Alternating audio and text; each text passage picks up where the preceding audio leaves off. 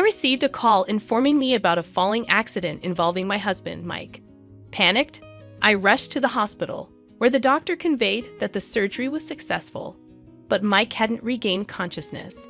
The uncertainty of when or if he would wake up weighed heavily on me, and I collapsed in despair. The next day, my nephew Tyler, whom I hadn't seen in years, visited the hospital room. He handed me a letter that Mike had left with him a while back, insisting I read it alone. As I read the letter, I discovered an astonishing confession from Mike. To confirm its authenticity, I examined an unconscious Mike and found evidence supporting the letter's contents.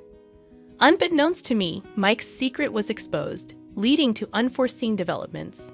Mike and I had married early, supported by our strong connection. As I began to enjoy my work, I expressed my desire to continue working after marriage, and we mutually agreed to support each other. Over the years, our bond remained close. Before turning 30, we both desired children, actively trying to conceive. The sudden passing of Mike's voluntarily institutionalized father, whom we had regularly visited, shocked us. Struggling with the loss, we could barely eat. Mike regretted not insisting on living together, and we wanted to repay the debt owed to his father for the support we received in the early years of our marriage. However, a complicated family dynamic unfolded after Mike's mother-in-law's death. Mike's older sister, whom we had hardly met, was more concerned about the inheritance than her grieving father and us. She demanded her share before the funeral, and to pacify her, Mike's father gave her severance money under the condition that she never contact him again. Mike and I were not informed about the sale of his parents' house, making it likely his sister didn't know about it either. Concerned about potential future troubles, we decided to contact her and distribute the assets equally to prevent disputes. The challenge, though, was the absence of a clear will from Mike's father-in-law, who had intended to meet with a lawyer before his sudden demise.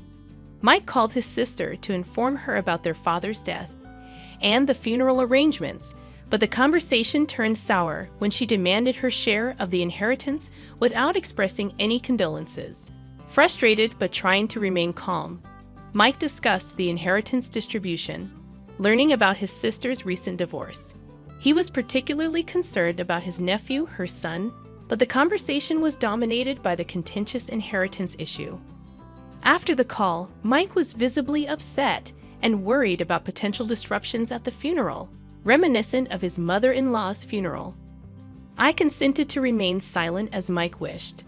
The days following the funeral were consumed by various procedures, and during this time, his sister called almost daily regarding the inheritance. Initially, Mike patiently explained, but gradually he started to ignore her calls, growing tired of the constant disruptions. Eventually, he decided to meet her, and surprisingly, she became quite cheerful about the situation. Feeling uneasy, I wanted to accompany him, but he insisted on facing her alone. For the past 2 years, I have been involved in handling all the arrangements after the deaths of Mike's parents. Mike, however, believed it wouldn't be right to further involve me in dealing with his sister and the inheritance distribution. He assured me he could handle it and requested that I not worry. Trusting his judgment, I decided to wait and observe how things would unfold. Initially planning to join him, a sudden increase in work at my company made it impossible to match his schedule, and Mike ended up meeting her alone as planned. On the day of the meeting, my work was incredibly busy, and during my break, I couldn't help but worry about Mike. Trying to focus on work, I believed that no news was good news. Suddenly, my phone rang, displaying an unknown number with the hospital's name. Though hesitant, I answered, and the nurse confirmed the hospital's name. Learning about Mike's urgent situation, I left work immediately. Upon arriving, I discovered Mike undergoing emergency surgery. The nurse explained his critical condition and sought my consent for the procedure. Overwhelmed, I signed various documents, and the nurse sternly but kindly reminded me to pull myself together, emphasizing that Mike was fighting for his life. Throughout the night, I arranged for Mike's hospital stay and contacted various people. It wasn't until late at night that I could sit beside him, relieved that he was alive. Tears naturally flowed, but I held his hand tightly, hoping for his consciousness to return. However, he remained unresponsive. Around noon the next day, Mike's sister unexpectedly appeared in the room. This was the first time I had seen her since my mother-in-law's funeral. Wondering why she was there, I inquired about how she knew about this hospital. It seemed peculiar as I had not stepped out of Mike's room, making it impossible for her to spot me anywhere else. She assumed Mike was brain dead based on his unconscious state, displaying insensitivity.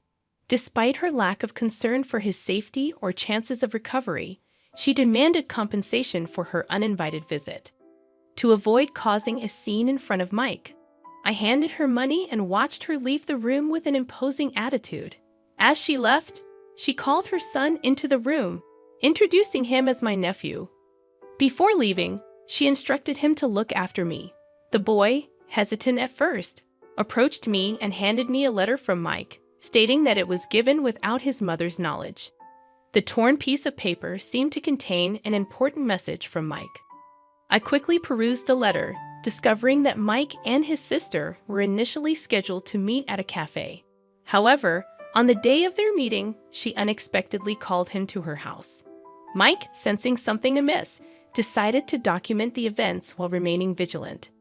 The letter revealed a mysterious injury around the time of his mother's death, an incident he had treated himself without my knowledge.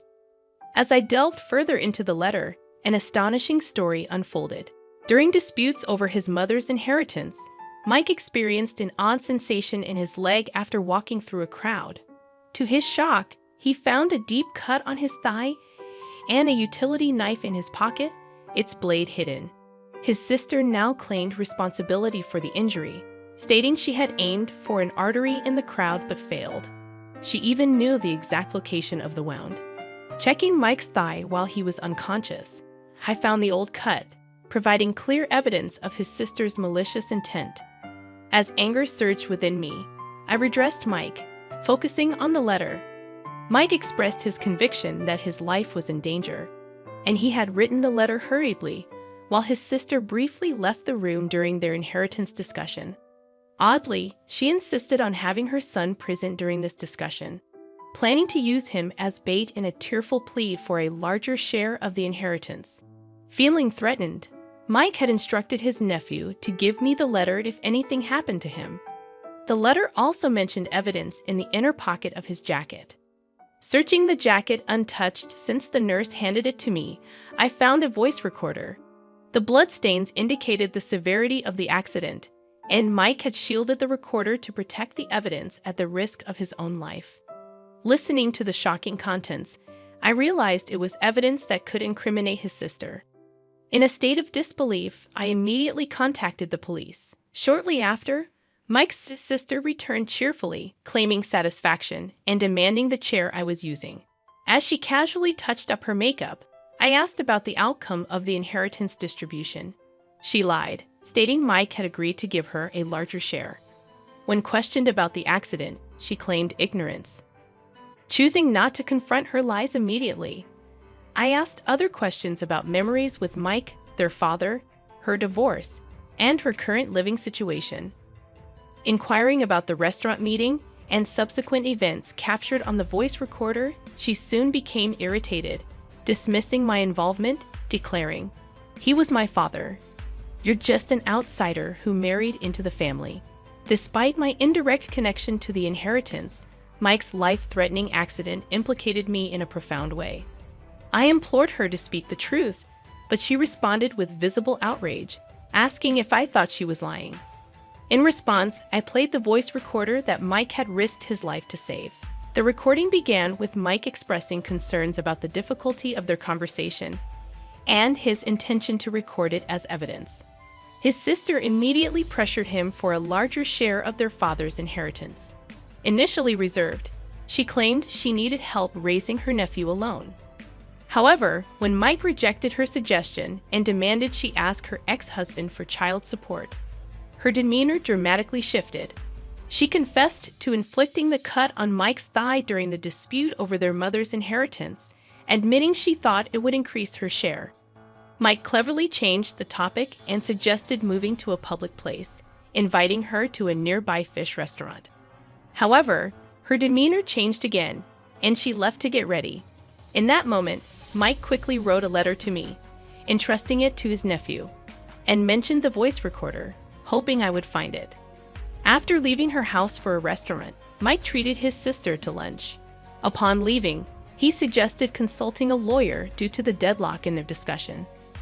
When Mike said he was heading home, his sister insisted on accompanying him to the station. During their walk, she tried to dissuade him from involving a lawyer, leading to a commotion and voices calling for an ambulance. The recording stopped, possibly because of the emergency treatment. The sister-in-law initially seemed shocked, then became defiant, dismissing it as a sibling argument unrelated to the inheritance dispute. However, I pointed out that it proved Mike's fall was not an accident, but an incident. The police, who had arrived during her absence, confirmed the contents of the voice recorder. The sister-in-law gasped in disbelief, realizing she couldn't escape accountability. Plainclothes detectives, posing as visitors, blocked the entrance, leaving no easy escape route. As the reality of her actions dawned on her, her arrogant demeanor shifted to fear. The police took her away, dismissing her attempts to deflect responsibility with nonchalant responses. I handed over the voice recorder to the lead investigator. After the sister-in-law's drama subsided, another person appeared, Mike's former brother-in-law. I had called him when contacting the police, and as the nephew saw his father, he exclaimed, "Daddy?" leaping into his arms. The former brother-in-law acknowledged me with a nod, embracing his son. This was the first time I had met him since my mother-in-law's funeral. The voice recorder contained the sister-in-law's true feelings about her son, stating she never wanted a child and only gave birth out of obligation. Childcare was mostly left to the former brother-in-law, and his parents had often helped. After their divorce, the former brother-in-law assumed he would easily obtain custody of their son. However, driven by a desire for child support, the sister-in-law convincingly portrayed herself as a devoted mother in one custody. Despite having never mistreated their son, her actions were revealed to be routine cruelty, such as depriving him of food and locking him in a closet. Mike's letter disclosed his determination to rescue his nephew from this situation, even at the cost of relinquishing his entire inheritance. Mike believed that offering the entire inheritance would prompt his sister-in-law, motivated by greed, to give up custody of her nephew. This decision was not only about the inheritance, but also about the welfare of his nephew. Realizing the gravity of the situation, I felt compelled to join in the determination to hold the sister-in-law accountable for her actions. The former brother-in-law, witnessing the drastic change in his son, blamed himself for the past. Despite securing a monthly visitation agreement, the sister-in-law consistently denied him access to their son, threatening to cut ties if he persisted. Regretful for not confronting her sooner, the former brother-in-law apologized to his son repeatedly. Determined to rectify the situation, he vowed to confront his sister. The sister-in-law had already been reported not only for the suspicious circumstances surrounding Mike's fall, but also for her mistreatment of the children. The youth division arrived, expressing a desire to hear from the nephew. As a guardian, my presence was required, and I accompanied them to the police station. Mike's recovery was uncertain, but the urgency of the nephew's situation took precedence. At the police station, a confrontation ensued between the former brother-in-law and the sister-in-law. In a moment of distress, she made outrageous accusations, labeling her son as a child of a demon. The police, unswayed by her claims, detained her. With the sister-in-law in custody, the focus shifted to the nephew's custody. Based on recorded statements and the nephew's account, it was decided he should stay with the former brother-in-law. Overjoyed to live with his father, the nephew was now ensured a comfortable life. After the police interrogation, I returned to the hospital, resolved to stay by Mike's side. The next morning, Mike regained consciousness. Following his request, we got the detective to come over, and Mike revealed that he was pushed from behind by his sister. Forensics confirmed her handprints on the jacket he was wearing at the time. Confronted with undeniable evidence, the sister-in-law was arrested. Mike demanded compensation and medical expenses from her, but her financial situation was dire.